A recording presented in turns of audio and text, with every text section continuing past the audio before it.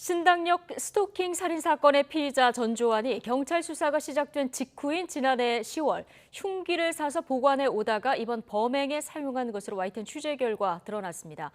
전 씨는 이후 피해자를 불법 촬영한 혐의 등으로 재판을 받아왔는데 지난달 검찰이 징역 9년을 구형하자 범행을 결심한 것으로 파악됐습니다. 정인용 기자의 보도입니다. 신당역 스토킹 살인 혐의로 신상이 공개된 31살 전주환의 죄명은 특정범죄 가중처벌법상 보복살인입니다. 신고나 소송의 앙심을 품고 범행을 저지를 때 적용되는 혐의입니다. 피해자한테 하실 말씀 없으세요? 죄송합니다. 범행 계획한 거세요?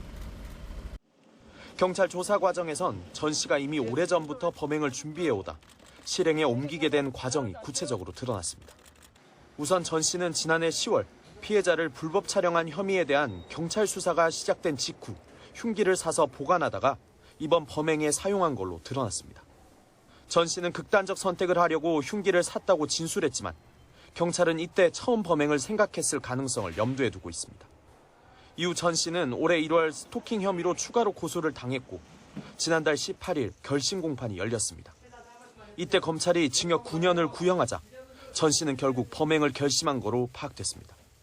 전 씨는 선고 공판 때까지 합의가 안 되면 자신의 인생도 끝나니 피해자도 살해하겠다고 마음을 먹었다고 경찰에 진술한 거로 알려졌습니다. 전 씨는 범행 당시 장갑도 끼고 있었는데 지난달 주문한 거로 확인됐습니다. 지난 5일에는 피해자 옛 거주지 인근을 처음 찾아갔고 범행 때 머리에 쓴 일회용 위생모도 산 거로 조사됐습니다. 범행 전까지 여러 차례 피해자의 옛 주거지를 찾았지만 피해자가 나타나지 않자 근무 정보를 캐낸 뒤 지난 14일 결국 신당역에서 범행을 저질렀습니다. 경찰은 이 같은 정황을 종합해 전주환의 범행이 치밀하게 계획됐다고 최종 결론 내리고 검찰의 사건을 넘길 방침입니다. YTN 정인용입니다.